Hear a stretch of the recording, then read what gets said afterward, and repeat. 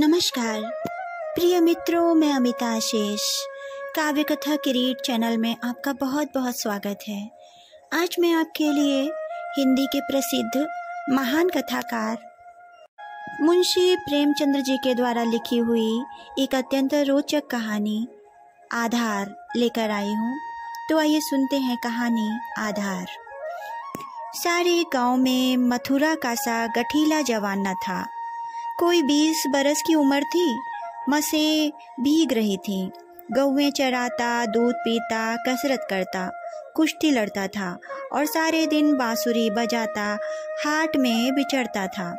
ब्याह हो गया था पर अभी कोई बाल बच्चा न था। घर में कई हल्की खेती थी। कई छोटे बड़े भाई थे। वे सब मिलजुल कर खेती बाड़ी करते थे। मथुरा पर सारे घर को गर्व था। उसे सबसे अच्छा भोजन मिलता और सबसे कम काम करना पड़ता। जब उसे जांघिए, लंगोट, नाल या मुकद्दर के लिए रुपए पैसे की ज़रूरत पड़ती तो तुरंत दे दिए जाते थे। सारे घर की यही अभिलाषा थी कि मथुरा पहलवान हो जाए और अखाड़े में अपने सवाए को पछाड़े। इस लाड़ प्यार से मथुरा जरा टर्रा हो गया था। गायें किसी के खेत में पड़ी हैं और आप अखाड़े में दंड लगा रहा है। कोई उलाहना देता तो उसकी त्योरियां बदल जाती। गरज कर कहता, जो मन में आए कर लो। मथुरा तो अखाड़ा छोड़कर हाँकने न जाएंगे। पर उसका डिल डौल देखकर किसी को उससे उलझने की हिम्मत न पड़ती थी। लोग गम खा जाते थे। गर्मियों के दिन थे। ताल तलैया सूखी पड़ी थी। जोरों की लू चलने लगी थी। गांव में कहीं से एक साड़ा निकला और गौओं के साथ हो लिया। सारे दिन तो गौओं के साथ रहता। रात को बस्ती में घुस आता और खूंटों से बंधे बैलों को सींगों से मारता। कभी किसी की गीली दीवार को सींगों से खोद डालता, कभी घर का कूड़ा सींगों से उड़ाता। कई किसानों ने साग भाजी लगा रखी थी। सारे दिन सींचते सींचते मरते थे। यह साड़ रात को उन हरे भरे खेतों में पहुंच जाता और खेत का खेत तबाह कर देता। लोग उसे डंडों से मारते, गांव के बाहर भगा आते, लेकिन जरा देर में फिर गायों में पहुंच जाता। किसी की अक्ल काम न करती थी कि इस संकट को कैसे टाला जाए। मथुरा का घर गांव में बीच में था, इसलिए उसके बैलों को साड़ से कोई हानि न पहुंचती थी। गांव में उपद्रव मचा हुआ था और मथुरा को जरा भी चिंता न थी। आखिर जब धैर्य का अंतिम बंधन टूट गया तो एक दिन लोगों ने जाकर मथुरा को घेरा और बोले, भाई कहो तो गांव में रहें, कहो तो निकल जाएं। जब खेती ही न बचेगी तो रहकर क्या करेंगे। तुम्हारी गायों के पीछे हमारा सत्यानाश हुआ जाता है और तुम अपने रंग में मस्त हो। अगर भगवान ने तुम्हें बल दिया है तो इससे दूसरों की रक्षा करनी चाहिए, या नहीं कि सबको पीस कर पी जाओ। साड़ तुम्हारी गायों के कारण आता है और उसे भगाना तुम्हारा काम है, लेकिन तुम कानों में तेल डाले बैठे हो, मानो तुमसे कुछ मतलब ही नहीं। मथुरा को उनकी दशा पर दया आई। बलवान मनुष्य प्रायः दयालु होता है। बोला, अच्छा जाओ, हम आज साड़ को भगा देंगे। एक आदमी ने कहा, दूर तक भगाना, नहीं तो फिर लौट आएगा। मथुरा ने लाठी कंधे पर रखते हुए उत्तर दिया, अब लौट कर न आएगा। चिलचिलाती दोपहरी थी और मथुरा साड़ को भगाए लिए जाता था। दोनों पसीने में तर थे। साड़ बार बार गांव की ओर घूमने की चेष्टा करता, लेकिन मथुरा उसका इरादा ताड़कर दूर ही से उसकी राह छींक देता। साड़ क्रोध से उन्मत्त होकर कभी कभी पीछे मुड़कर मथुरा पर तोड़ करना चाहता, लेकिन उस समय मथुरा सामना बचाकर बगल से ताबड़तोड़ इतनी लाठियां जमाता कि साड़ को फिर भागना पड़ता। कभी दोनों अरहर के खेतों में दौड़ते, कभी झाड़ियों में। अरहर की खूंटियों से मथुरा के पांव लहूलुहान हो रहे थे। झाड़ियों में धोती फट गई थी, पर उसे इस समय साड़ का पीछा करने के सिवा और कोई सुध न थी। गांव पर गांव आते थे और निकल जाते थे। मथुरा ने निश्चय कर लिया कि इसे नदी पार भगाए बिना दम न लूंगा। उसका कंठ सूख गया और आंखें लाल हो गई थी। रोम रोम से चिंगारियां सी निकल रही थी। दम उखड़ गया था, लेकिन वह एक क्षण के लिए भी दम न लेता था। 2-2.5 घंटों की दौड़ के बाद जाकर नदी नजर आई। यही हार जीत का फैसला होने वाला था। यही दोनों खिलाड़ियों को अपने दांव पेच के जौहर दिखाने थे। सांड सोचता था अगर नदी में उतरा तो यह मार ही डालेगा, एक बार जान लड़ाकर लौटने की कोशिश करनी चाहिए। मथुरा सोचता था अगर यह लौट पड़ा तो इतनी मेहनत व्यर्थ हो जाएगी और गांव के लोग मेरी हंसी उड़ाएंगे। दोनों अपने अपने घात में थे। सांड ने बहुत चाहा कि तेज दौड़कर आगे निकल जाऊं, वहां से पीछे को फिरूं, मथुरा ने उसे मुड़ने का मौका न दिया। उसकी जान इस वक्त सुई की नोक पर थी, एक हाथ से भी चूका और प्राण गए। जरा पैर फिसला और फिर उठना नसीब न होगा। आखिर मनुष्य ने पशु पर विजय पाई और सांड को नदी में घुसने के सिवा और कोई उपाय न सूझा। मथुरा भी इसके पीछे नदी में पैठ गया और इतने डंडे लगाए कि उसकी लाठी टूट गई। अब मथुरा को जोरों की प्यास लगी। उसने नदी में मुंह लगा दिया और इस तरह हौक हौक कर पानी पीने लगा मानो सारी नदी पी जाएगा। उसे अपने जीवन में कभी पानी इतना अच्छा न लगा था और न कभी उसने इतना पानी पिया ही था। मालूम नहीं 5 सेर पी गया या 10 सेर, लेकिन पानी गर्म था, प्यास न बुझी। जरा देर में फिर नदी में मुंह लगा दिया और इतना पानी पिया कि पेट में सांस लेने की जगह भी न रही। तब गीली धोती कंधे पर डालकर घर की ओर लौट चला।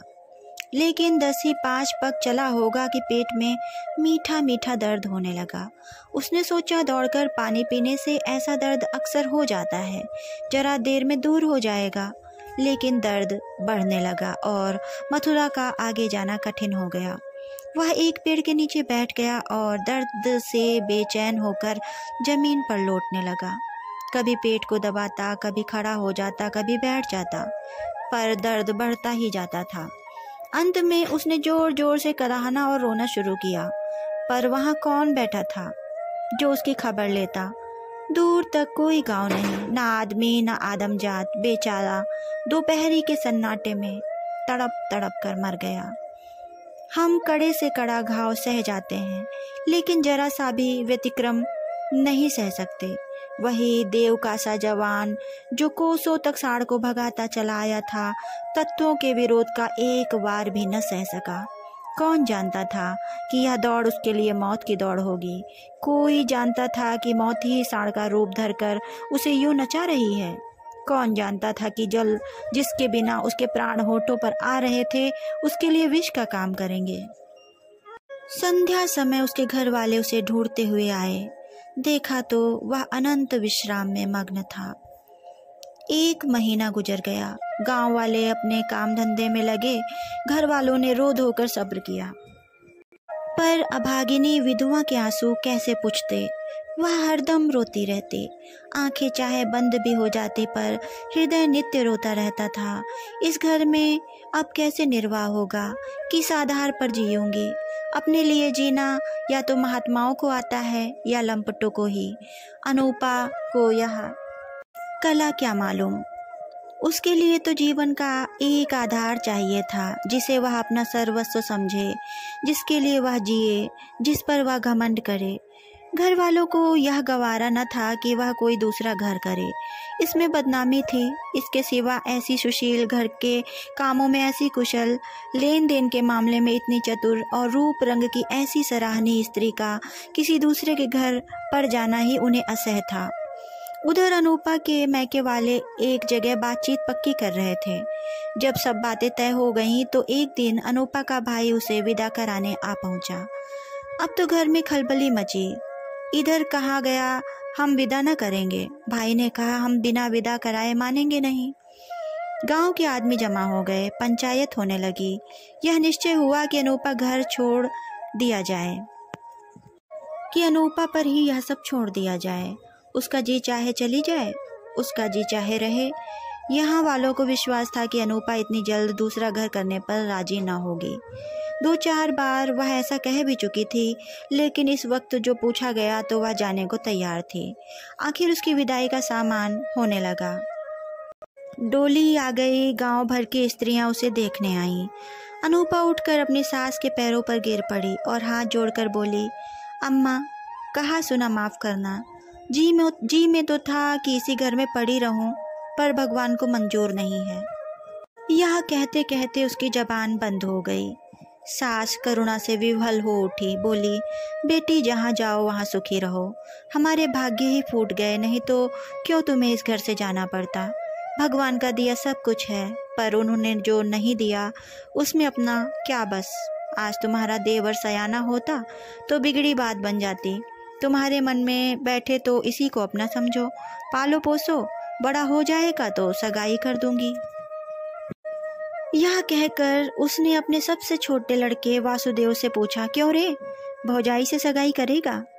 वासुदेव की उम्र 5 साल से अधिक न थी। अब कि उसका ब्याह होने वाला था, बातचीत भी हो चुकी थी। बोला, तब तो दूसरे के घर न जाएगी ना? माँ, नहीं, तब तेरे साथ ब्याह हो जाएगा तो क्यों जाएगी? वासुदेव, तब मैं करूँगा। माँ, अच्छा, उससे पूछ, तुझसे ब्याह करेगी? वासुदेव अनूपा की गोद में जा बैठा और शर्माता हुआ बोला, हमसे ब्याह करेगी? यह कहकर वह हंसने लगा, लेकिन अनूपा की आंखें डबडबा गईं। वासुदेव को छाती से लगाती हुई बोली, अम्मा, दिल से कहती हो? सास, भगवान जानते हैं। अनूपा, आज से यह मेरे हो गए। सास, हाँ, सारा गांव देख रहा है। अनूपा, तो भैया से कहला भेजो, घर जाएं, मैं उनके साथ न जाऊंगी। अनूपा को जीवन के लिए किसी आधार की जरूरत थी, वह आधार मिल गया। सेवा मनुष्य की स्वाभाविक वृत्ति है, सेवा ही उसके जीवन का आधार है। अनूपा ने वासुदेव को पालना पोसना शुरू किया। उपटन और तेल लगाती, दूध रोटी मल मल कर खिलाती। आप तालाब पर नहाने जाती तो उसे भी नहलाती, खेत में जाती तो उसे भी साथ ले जाती। थोड़े ही दिनों में वह उससे इतना हिल मिल गया कि एक क्षण के लिए भी उसे न छोड़ता। माँ को भूल गया। कुछ खाने को जी चाहता तो अनूपा से मांगता, खेत में मार खाता तो रोता हुआ अनूपा के पास आता। अनूपा ही उसे सुलाती, अनूपा ही जगाती। बीमार हो तो अनूपा ही गोद में लेकर बदलू वैद्य के घर जाती, वही दवाएं पिलाती। गांव के स्त्री पुरुष उसकी यह प्रेम तपस्या देखते और दांतों तले उंगली दबाते।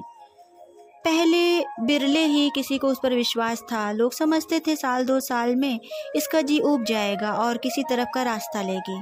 इस दुधमुहे बच्चे के नाम पर वह कब तक बैठी रहेगी।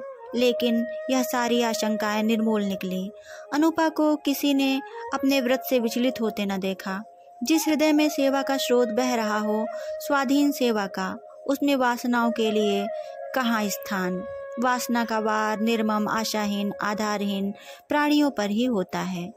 चोर की अंधेर ही में चलती है, उजाले में नहीं। वासुदेव को भी कसरत का शौक था।